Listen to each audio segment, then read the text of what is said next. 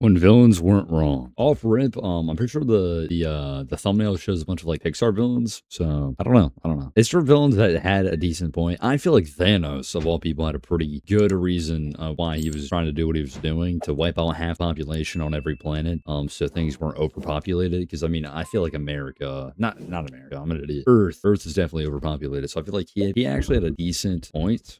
Probably not the best way of going about it, but he did have a decent point. So let's lock in. Every villain has a breaking point, and some of these villains weren't wrong. They were just pushed too far by broken systems, and nobody paid attention until it was too late. Today we're looking at 8. That is, let me think. So we have, oh my god, some of these look just like Minecraft. That is The Incredibles, right? That is Toy Story 3. This is, I have no idea. One of these is Big Hero 6 villain, pretty sure. So I'm pretty smart. Characters who in their own twisted ways were more right than the people around them wanted to admit. Let's talk about Buddy, known as Syndrome from The Incredibles, because his story is honestly kind of heartbreaking when you really think about it. He's a D1 glazer. He D1 glazed Mr. Incredible, and then Mr. Incredible's like, go fuck yourself. But then he was like, all right, I'm gonna go kill it. I'm gonna go make it I can't talk today. I'm gonna make a machine, and I'm gonna go get every superhero to come to my island, and I'm going to murder every single one of them and be the only cool superhero. So I'm in. Buddy was simply a kid that genuinely wanted to help.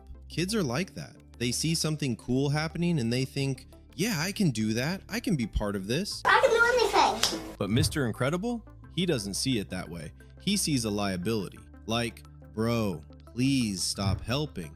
And he's not entirely wrong. A kid running into the middle of a supervillain fight is dangerous. So Mr. Incredible stops him. Fair enough. I feel like Mr. Incredible could have been less of a dickhead about it, but at the end of the day, I feel like he was definitely in the right when it came to this. Because like you're just getting in the way of like serious superhero shit. I mean, but he just shuts him down. Fly home, buddy. I work alone. To an adult, that's rejection. You get over it. You move on. To a kid, that's something totally different. So Buddy flips the logic. If the only people who get to be special are the ones born with abilities, then maybe the whole system is corrupt. And that's where Syndrome is actually right. Superheroes gatekeep power. If you weren't born special, you just exist in the background. So when he says, and when everyone's super, no one will be. That's him asking, why do a handful of people get all the respect, all the power, all the purpose? Now, obviously building a murder robot and trying to kill that's a good point. Holy shit. He's basically just saying that if all superheroes, no one is. That's actually a good point, bro. He's saying that all superheroes are kind of dickheads and that all the regular people kind of just are left in the background. And like, why? He's like, if I make them all super, nobody's actually super. Holy shit. Superheroes is whoever came up with that line, bro, those bills need to be paid, bro. Completely unhinged. But the idea that hero worship creates inequality, that can turn into something bitter. Yeah, that part's real.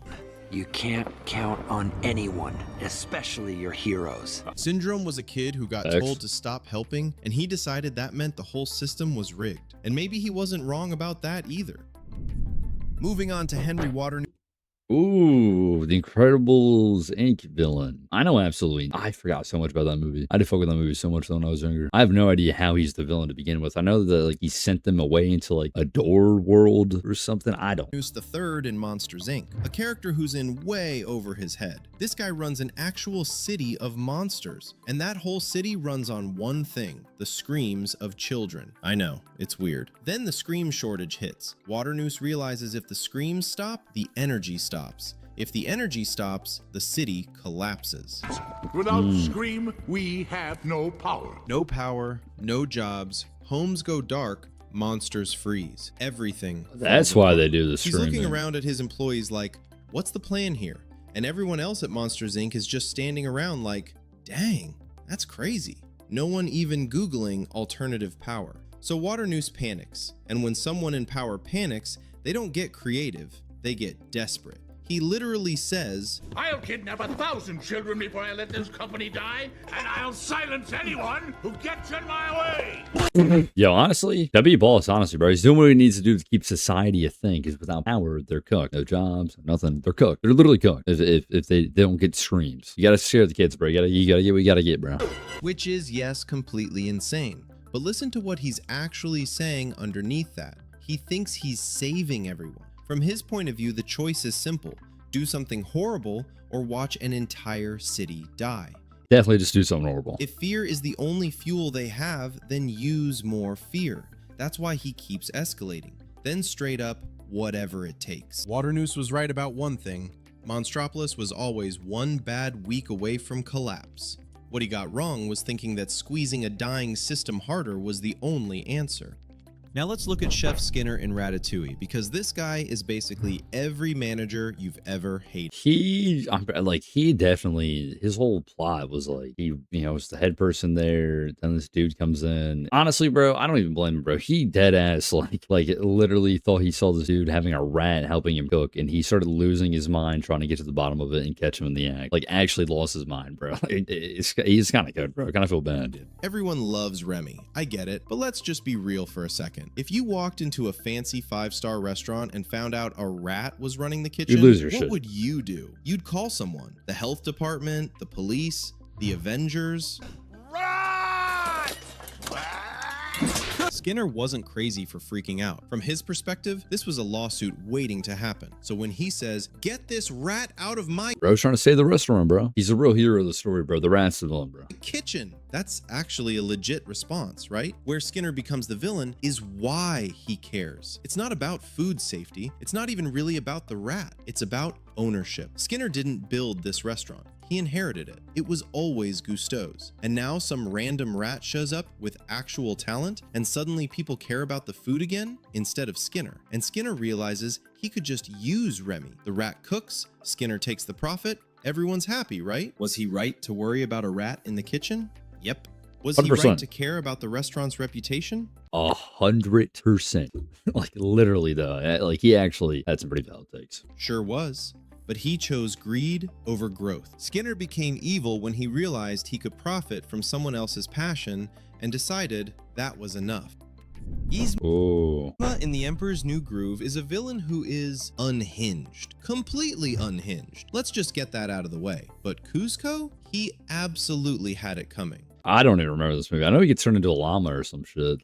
This man shouldn't have been emperor. This man woke up every day and was a menace to everyone around him. He insulted people, ignored advice, and basically treated the entire empire like his personal playground. So when Yzma gets fired, just suddenly fired for no real reason, her first instinct is, this guy cannot be allowed to run a country. She's not wrong. She's actually right. Oh, and by the way, you're fired. Fired?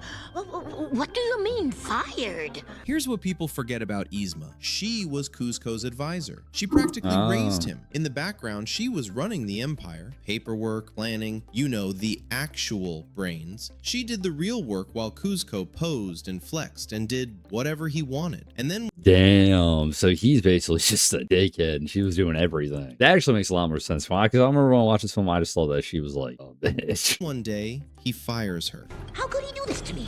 Why, I practically raised him. She watched this idiot mess everything up for years, and when she gets fired, she finally loses all patience. He decides to destroy an entire village. Just erase it off the map.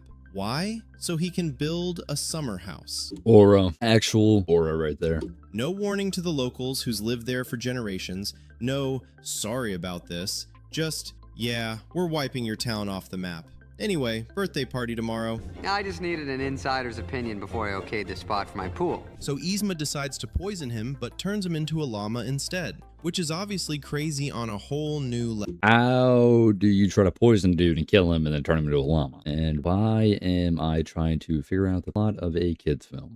But her core argument, this guy is selfish, reckless, and is willing to hurt anyone around him. Absolutely. The movie literally proves her right. Kuzco has to lose power and go on this whole journey before he It's a character arc. He's got to realize that, he's got to get his power taken away to realize how valuable the power is.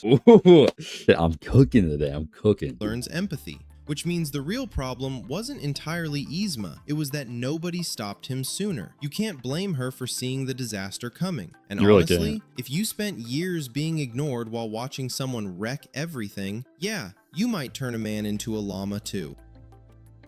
Then there's Robert Callahan from Big Hero 6. Ooh, Big Hero 6, bro. Whenever Big Hero did they make a sequel to Big Hero 6? I think they might have. I don't know. But whenever Baymax died, I cried. I remember this shit. I cried when Baymax died. I was 6. I cried. I don't care, bro. I don't care. I don't care, bro. I cried, bro, whenever he like let go. Or didn't he become a villain because like a place blew up and it killed the same thing that killed the dude in the Big Hero 6 movie's brother also killed his daughter. No, it has nothing to do with that. One of the characters is like some rich dude and his daughter was like experimenting and went to space or some shit and then never came back because of him or something like that. And then by the end, you're just sad because Callahan wasn't a villain at first. He was the cool professor who actually cared about his students. The one telling them, think about the consequences of your technology, which is important, by the way. Remember that. Then comes this portal experiment. And Callahan, he straight up warns Cray, this isn't ready. Hey!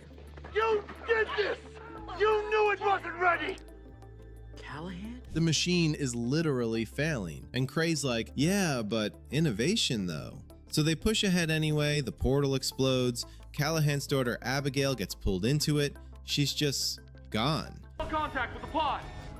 Damn. Would you turn into a villain and kill a bunch of people after this? Or, well, no, specifically try to go after him and kill him? Like float it away or some bullshit. I don't remember. Callahan is one of those villains where you start the movie thinking, okay, spooky mask guy, what's your deal? And yeah, this is valid. This is valid. I love how like these are all kids films. They have completely valid takes, so they're not just evil just because, they were just evil. Actually thought out. Oh no. And here's where the system completely fails him. There's no investigation, there's no accountability, there's no consequences. It's just, wow, that's tragic. Anyway, moving on. Callahan is left alone with grief and rage and the absolute certainty that nobody powerful is ever going to answer for what happened. That's the moment he breaks. Wouldn't you? No! You knew it was unsafe. My daughter is gone because of your arrogance. He's a father trying to make sure. But couldn't he have, because it just showed him in the fire and he has like the magnet things or whatever, couldn't he have saved the main dude brother and he didn't? So that actually kind of like makes him kind of fucked up though, because he let his brother die. Ooh, I don't know. What happened to his daughter matters. He wants someone to answer for it. Now, weaponizing microbots and trying to destroy the city, that's not a healthy coping mechanism. But he trusted the system and the system ignored him. So he puts on the mask because rage finally gave him something the system wouldn't: control. That's why Callahan hits different from other villains. Every single motive is driven by grief that never got dealt with. You're going to watch everything you've built disappear. Then it's your turn. Callahan wasn't right about revenge, but he was right about this. When powerful people rush technology, ignore warnings, and dodge responsibility, someone always pays the price. Callahan isn't a monster. And that's why ChatGPT in the next 5 years is going to wipe out society. Just watch. I'm calling it. I'm calling it right now. He's a dad that felt like he had no other choice.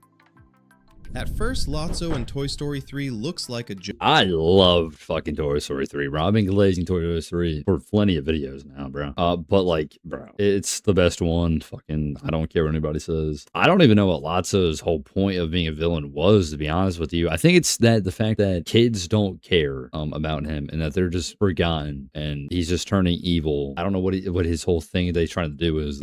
This bear smells like strawberries and talks like a southern mob boss. So at first you're like, all right, evil teddy bear, whatever. But then you realize, dude is hurt, like seriously hurt. He started as a toy who was loved. He had a kid and a place in the world. Then one day he gets lost, and when he finally makes it back home, his kid has already said, next. Something snapped. She replaced us. Come on. Damn, bro. See, I'm telling you, bro, this is the best one, bro. Best one. No, she don't. To a toy, that's abandonment. I'm not gonna lie, Toy Story 3 did kind of scare the shit out of me because like the monkey with the thing like that scared the shit out of me, and this fucking clown thing right here scared the shit out of me too, bro. That movie had fucking nightmare fuel, bro. That moment teaches Lotso the worst possible lesson: love doesn't last. So when he ends up at Sunnyside Daycare, he doesn't see a second chance, he sees a system. Kids come in, toys get wrecked, toys get thrown out, and the cycle repeats. So Lotso decides, I'm never letting this happen to me again. So he builds control, rules, punishment for toys that don't obey, because power feels safer than being replaced. And here's where Lotso is actually Like, look at this too. This is just nightmare fuel, bro. I was like, this film came out the same year I was born, I'm pretty sure, bro. Like, right. Toys do get abandoned. Kids do move on. That's reality. He takes the fact that the world is cruel, that love doesn't last, that you'll probably be thrown away, and he decides That shit is nobody deep. deserves to be treated well. If love is temporary, then nobody gets special treatment. If I have to suffer, everyone suffers, because at least then God damn. I'm not alone. She don't love you no more. Now come on! Lotso is trying to make sure he's never hurt again, and he does that by hurting everyone else first. That's why he smiles while doing awful things, why he lies so easily, why Sunnyside looks like a safe place until you actually have to live there. Lotso wasn't wrong about the world being cruel. He was wrong for the fact that he gave up on love before love even got a chance to come back. Now we get to Goob. ooh, dude. For Meet the Robinsons, bro. This dude had such a valid point for doing what he did. Because didn't he just try to go after the main dude because they were roommates together at orphanage, and then because of him doing what he did, because he couldn't go to sleep because he kept doing his experiments, that he lost the baseball game, and that's why we led him on to make the hat and the creatures and try to kill him and ruin his family. Anyways, In Meet the Robinsons, which is basically what happens when nobody pays attention to a child until it's too late. At first glance, he's a joke. Bowler hat bags under his eyes, dressed in black. But then you notice something worse. What the heck is he wearing? Under the suit, he's still wearing the same baseball uniform from when he was a kid. Same one. Too short, too tight. Like he put it on at 12 and said, yeah, I'm staying emotionally right here forever. Because Goob didn't just have a bad night, he had the bad night. It was the last game of the season. Yeah. Same day as the science fair. Lewis is up all night inventing stuff, keeping Goob awake. And Goob keeps asking, pretty polite mind you, hey man, can you stop? I've got a game tomorrow. Which Lewis doesn't, of course. So Goob goes to the game exhausted. 9th inning. The winning catch is right there, and then he falls asleep, misses the ball, game over. And what happens? The other kids beat him up. Everyone will tell you to let it go and move on, but don't.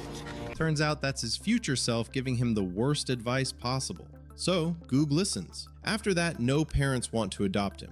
Not because he's a bad kid, but because he's angry.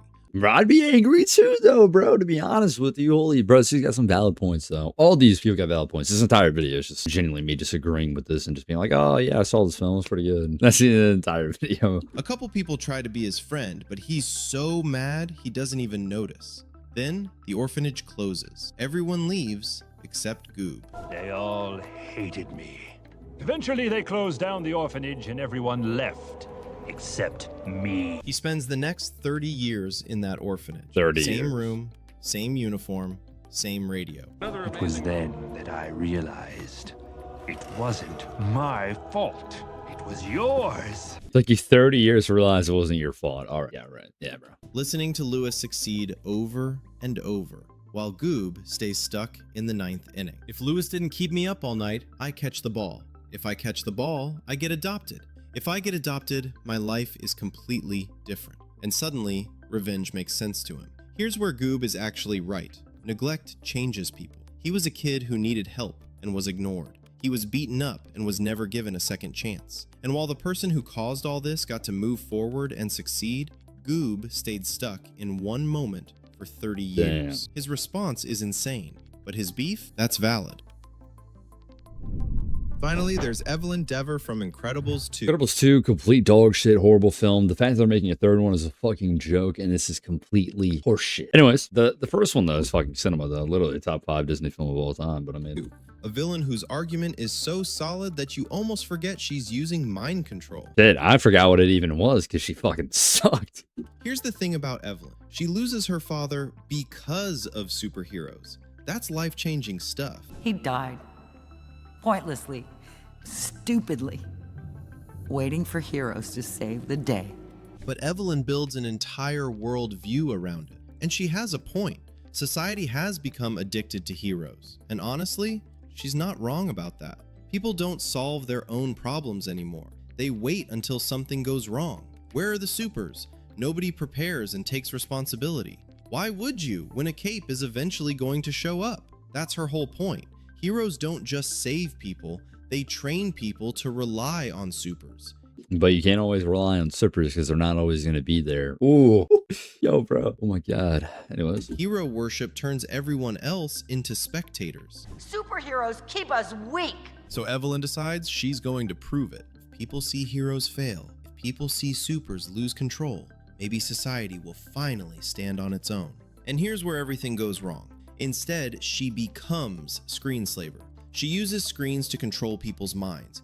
Actually, is a good point, though. You get rid of all superheroes and people just have to rely on themselves and not superheroes. Superheroes aren't always going to be there. I just said that. But yeah. Which is wild because Good at point. that point, you're not exposing the problem, you're proving you don't understand it at all. She says supers are dangerous tyrants, then she becomes one. So no, Evelyn didn't prove that heroes are the problem. She didn't wake society up. She just showed how easy it is to control people when you think they're too weak to think for themselves. Evelyn wasn't wrong about the idolatry.